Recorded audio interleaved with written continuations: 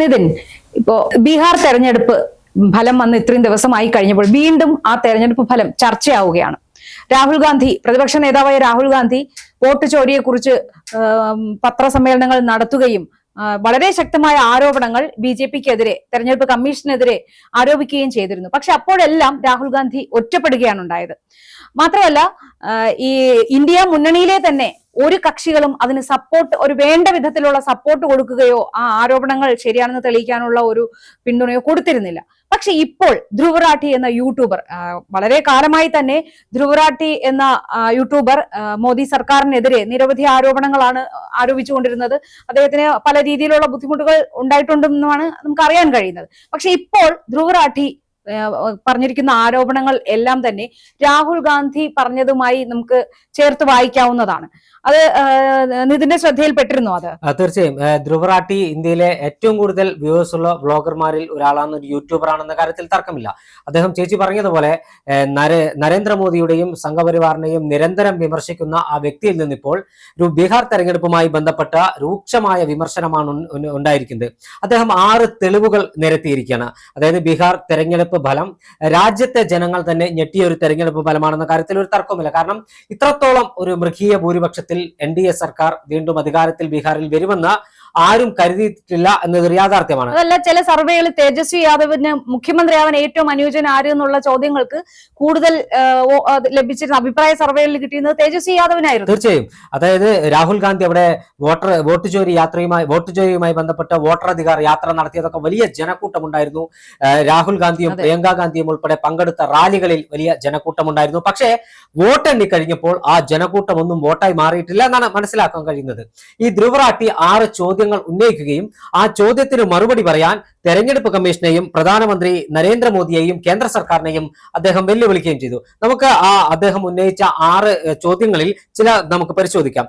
ഒന്നാമത്തെ ചോദ്യമായി അദ്ദേഹം പറയുന്നത്, അല്ലെങ്കിൽ 6 കാരണങ്ങളിൽ ഒന്നായി അദ്ദേഹം പറയുന്നത് 10,000 രൂപയുടെ പ്രലോഭനം. ബീഹാർ തെരഞ്ഞെടുപ്പ് ആദ്യഘട്ടത്തിന് കൃത്യം 6 ദിവസം മുമ്പ് ഒക്ടോബർ 31-നും രണ്ടാം ഘട്ടത്തിന് 4 ദിവസം മുമ്പ് നവംബർ 7-നും ബീഹാറിലെ സ്ത്രീകളുടെ അക്കൗണ്ടിലേക്ക് 10,000 രൂപയാണ് സർക്കാർ നൽകിയിരുന്നത്. അതായത് 1.25 കോടി സ്ത്രീകളുടെ അക്കൗണ്ടിലേക്കാണ് ഈ 10,000 രൂപ വന്നത്. തെരഞ്ഞെടുപ്പിന് മുമ്പ് തന്നെ ഈ പ്രഖ്യാപനം നടത്തിയിരുന്നു. 10,000 രൂപ നൽകുമെന്നും ഇതിന് ജീവിക ഗ്രൂപ്പിൽ ചേരണമെന്നും പുതിയ സർക്കാർ അധികാരത്തിൽ വന്ന് 6 മാസത്തിനകം 2 ലക്ഷം രൂപ വരെ, ചെറുകിട വ്യവസായം ആരംഭിക്കാൻ 2 ലക്ഷം രൂപ വരെ ലഭിക്കുമെന്നും ഇവരുടെ വാഗ്ദാനമുണ്ടായിരുന്നു. അല്ല, ഒരു സംശയം ചോദിക്കട്ടെ. ശരിക്കും പറഞ്ഞാൽ ഈ തെരഞ്ഞെടുപ്പ് തീയതി പ്രഖ്യാപിച്ചതിന് ശേഷം ഇങ്ങനെയുള്ള നടപടികളൊന്നും ആ സർക്കാർ ചെയ്യരുത് എന്ന് തെരഞ്ഞെടുപ്പ് ചട്ടത്തിലുള്ളതല്ലേ? തീർച്ചയായും. എന്നിട്ടും ഈ തെരഞ്ഞെടുപ്പ് കമ്മീഷൻ അതിനെതിരെ ഒരു നടപടിയും എടുത്തു. ഇപ്പോൾ നമുക്ക് നമ്മുടെ റീസെന്റ് ആയിട്ടുള്ള ഒരു കാര്യം നോക്കാം. BJPയുടെ സ്ഥാനാർത്ഥി ശ്രീലേഖ IPS മത്സരിക്കുന്നു. അപ്പൊ ഈ IPS എന്ന അത് അവിടെ ഉപയോഗിക്കാൻ പാടില്ല എന്ന് പറഞ്ഞാൽ അവർ നീക്കം ചെയ്തു കഴിഞ്ഞു. അതുപോലെ അപ്പൊ തെരഞ്ഞെടുപ്പ് കമ്മീഷൻ അതിൽ ഇടപെടേണ്ടതായിരുന്നു. അവിടെ ഗണേഷ് കുമാർ ഒരു വമ്പൻ പരാജയമായിരിക്കുന്നു. തീർച്ചയായും. നേരത്തെ ഇത്തരം പ്രലോഭനങ്ങളും വാഗ്ദാനങ്ങളും ഉണ്ടായപ്പോൾ കൃത്യമായി തെരഞ്ഞെടുപ്പ് കമ്മീഷൻ അതിൽ ഇടപെട്ടിട്ടുണ്ട് എന്നതാണ് രാജ്യത്തിന്റെ ചരിത്രം. നമുക്ക് 2 ഉദാഹരണങ്ങൾ പരിശോധിക്കാം. 2004-ൽ തമിഴ്നാട്ടിൽ ജയലളിത സർക്കാർ കർഷകർക്കുള്ള പണം നൽകുന്നതുമായി ബന്ധപ്പെട്ട ഒരു പദ്ധതി ഉണ്ടായിരുന്നു. എന്നാൽ അത് തെരഞ്ഞെടുപ്പ് പ്രഖ്യാപിച്ചതിനെ തുടർന്ന് സർക്കാർ തെരഞ്ഞെടുപ്പ് കമ്മീഷൻ തടയുകയായിരുന്നു. 2011-ൽ DMK സർക്കാർ വോട്ടർമാർക്ക്, അല്ലെങ്കിൽ ഓരോ കുടുംബത്തിനും സൗജന്യ കളർ TV വിതരണം ചെയ്യുമെന്ന് പറഞ്ഞു. അതും തെരഞ്ഞെടുപ്പ് കമ്മീഷൻ തടഞ്ഞു. 2024 മാർച്ചിൽ ആന്ധ്രയിലെ 140 ബില്യൺ രൂപയുമായി ബന്ധപ്പെട്ട സർക്കാർ തെരഞ്ഞെടുപ്പ് പ്രഖ്യാപിച്ചതിന് ശേഷം ഉണ്ടായിരുന്ന ഒരു പ്രഖ്യാപനം അത് തടയുന്നു. 2023 തെലങ്കാനയിലെ കർഷകർക്കുള്ള 5,000 രൂപ ഇത് അതായത് സമയത്ത് തെരഞ്ഞെടുപ്പ് കമ്മീഷൻ തടഞ്ഞു. 2011-ൽ തമിഴ്നാട് സർക്കാർ, DMK സർക്കാർ വിതരണം ചെയ്ത കളർ TVകൾ അവരുടെ പക്കൽ നിന്ന് തിരികെ വാങ്ങാൻ തെരഞ്ഞെടുപ്പ് കമ്മീഷൻ തയ്യാറായി. എന്നാൽ ബീഹാറിൽ അത്തരത്തിൽ തെരഞ്ഞെടുപ്പ് കമ്മീഷന്റെ ഭാഗത്തുനിന്നും ന്യായമായ ഇടപെടൽ ഉണ്ടായിട്ടില്ല എന്ന് മാത്രമല്ല, ഈ പണം നൽകുന്നതിന് വേണ്ടി സർക്കാരിനെ പിന്തുണയ്ക്കുന്ന നിലപാടാണ് തെരഞ്ഞെടുപ്പ് കമ്മീഷന്റെ ഭാഗത്തുനിന്ന് ഉണ്ടായത്. അതോടൊപ്പം തന്നെ 1.8 ലക്ഷം ജീവിക പ്രവർത്തകരെ തെരഞ്ഞെടുപ്പ് ഡ്യൂട്ടിക്ക് ഉപയോഗിച്ചു. ഈ 1.8 ലക്ഷം ജീവിക പ്രവർത്തകർ ഭൂരിഭാഗം ആളുകളും 10,000 രൂപ വാങ്ങിയ ആളുകളാണ്. അവരെ തന്നെ തെരഞ്ഞെടുപ്പ് ഡ്യൂട്ടിക്ക് ഉപയോഗിച്ചു എന്നാണ് ധ്രുവ് റാഠി വ്യക്തമാക്കുന്ന ഒരു കാര്യം. ഇനി രണ്ടാമത്തേത് ഡ്യൂപ്ലിക്കേറ്റ് വോട്ടർമാർ. അദ്ദേഹം പറയുന്നത്, ഒരു BJP പ്രവർത്തകനായ നാഗേന്ദ്രകുമാർ ഡൽഹിയിലും ബീഹാറിലും വോട്ട് ചെയ്തു. അജിത് ഷാ ഹരിയാന, ഡൽഹി, ബീഹാർ ഈ 3 സംസ്ഥാനത്ത് അദ്ദേഹം വോട്ട് ചെയ്തത്. ഒരാൾക്ക് 3 തെരഞ്ഞെടുപ്പ് ID കാർഡ് ഉണ്ടെന്ന് ഇതേ വിഷയമല്ലേ രാഹുൽ ഗാന്ധി ആരോപിച്ചിരുന്നത്? തീർച്ചയായും. ഒന്നിലധികം ആൾക്കാരുടെ, ഒരാളുടെ പേര് പല അഡ്രസ്സിലുണ്ടെന്നും ഒരു അഡ്രസ്സിൽ കൂടുതൽ ആൾക്കാരുടെ പേരുണ്ടെന്നും പറഞ്ഞു നിരവധി ആരോപണങ്ങൾ രാഹുൽ ഗാന്ധി ഇതേ കാര്യങ്ങൾ തന്നെയാണ് ഉന്നയിച്ചത്. പിന്നെ ഇതുപോലെ അടുത്ത ഒരു കാര്യം എന്ന് പറയുന്നത് സമീപ സ്റ്റേറ്റുകളിൽ നിന്ന് ആൾക്കാർ ബൾക്കായിട്ടാണ് വന്ന് ഇവിടെ വോട്ട് ചെയ്തത്. ട്രെയിൻ സർവീസ്, അതായത് ഇന്ത്യൻ റെയിൽവേ എന്ന് പറയുന്നത് കേന്ദ്രത്തിന്റേതാണ് എന്ന് പറഞ്ഞാൽ അത് ഇന്ത്യയിലെ ജനങ്ങളുടേതാണ്. അത് BJP-കാരുടേതല്ല.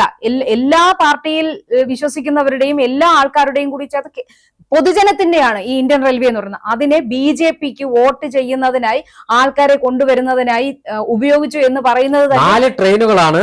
അതായത് നവംബർ 3-ന് മാത്രം 4 ട്രെയിനുകളാണ് വന്നത്. ഈ ട്രെയിനിൽ ആർക്കും ടിക്കറ്റ് എടുക്കേണ്ട സാഹചര്യം ഉണ്ടായിട്ടില്ല. എല്ലാവർക്കും സൗജന്യ യാത്രയായിരുന്നു. ഹരിയാനയിൽ നിന്ന് മാത്രം ബീഹാറിലേക്ക് 4 തീവണ്ടി എത്തിയെന്ന് പറയുമ്പോൾ ഒരു 1951-ലെ ജനപ്രാതിനിധ്യ നിയമപ്രകാരം സ്വന്തം ചെലവിൽ വോട്ടർമാരെ കൊണ്ടുപോകുന്നത് അഴിമതിയാണ്. എന്നിട്ടും തെരഞ്ഞെടുപ്പ് കമ്മീഷൻ നടപടിയെടുത്തില്ല. അതായത് BJP അവരുടെ പണം കൊടുത്ത് ആളുകളെ കൊണ്ടുവന്നത് അഴിമതിയാണെന്ന് തെരഞ്ഞെടുപ്പ് കമ്മീഷൻ അറിഞ്ഞിട്ടും അവർ നടപടിയെടുക്കാതെ ഇതിന് കൂട്ടുന്നു. 4ാമത്തെ തെളിവാണ് CCTV നിയമം മാറ്റി തെളിവ് നശിപ്പിക്കൽ.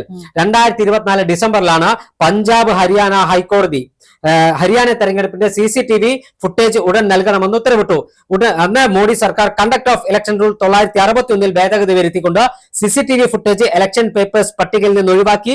2025 ജൂണിൽ പുതിയ നിയമം വന്നു. തെരഞ്ഞെടുപ്പ് ഫലം വന്ന് 45 ദിവസത്തിനകം ചോദ്യം ചെയ്തില്ലെങ്കിൽ CCTV ഫുട്ടേജ് ഡിലീറ്റ് ചെയ്യും. അതിനവർ പറഞ്ഞ ന്യായം അമ്മമാരുടെയും സഹോദരിമാരുടെയും മക്കളുടെയും വീഡിയോ പുറത്തുവിടാൻ പറ്റില്ല. ആരാണ് പറയുന്നത്? Chief election commissioner. അപ്പോൾ മുഖ്യ തെരഞ്ഞെടുപ്പ് കമ്മീഷണർ നേരിട്ട് തെരഞ്ഞെടുപ്പ് അട്ടിമറിക്കാനാണ് CCTV ദൃശ്യങ്ങൾ നൽകില്ല എന്ന് പറഞ്ഞത്. അത് പുതിയൊരു നിയമ ഭേദഗതി വരുത്തിയതും എന്തിനാണ് നമുക്ക് ബീഹാർ ഇലക്ഷൻ കൃത്യമായി മനസ്സിലാക്കി കഴിഞ്ഞു.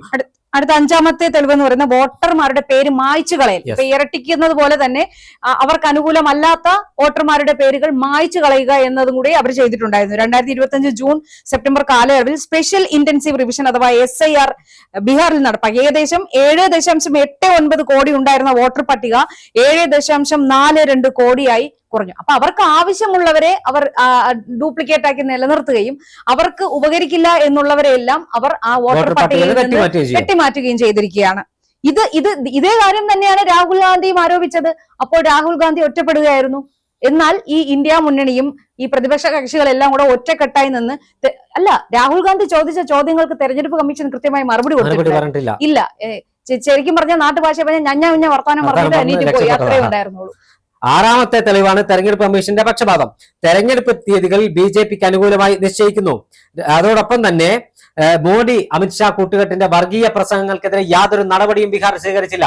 ബീഹാറിൽ തെരഞ്ഞെടുപ്പിൽ വികസന രാഷ്ട്രീയം ചർച്ച ചെയ്യുന്നതിന് പകരം അവർ ഉയർത്തിയത് ബീഹാറിൽ സീതാദേവിയുടെ ക്ഷേത്രം നിർമ്മിക്കും. അതോടൊപ്പം തന്നെ കോൺഗ്രസ് നേതാക്കന്മാരെ ജാതി പറഞ്ഞ് മതം പറഞ്ഞ് ആക്രമിക്കാനായിരുന്നു. മറ്റൊന്ന്, 2023 ചീഫ് ജസ്റ്റിസിനെ ഒഴിവാക്കി തെരഞ്ഞെടുപ്പ് കമ്മീഷണർ നിയമന കമ്മിറ്റിയിൽ കേന്ദ്രമന്ത്രിയെ നിയമിക്കുന്നു.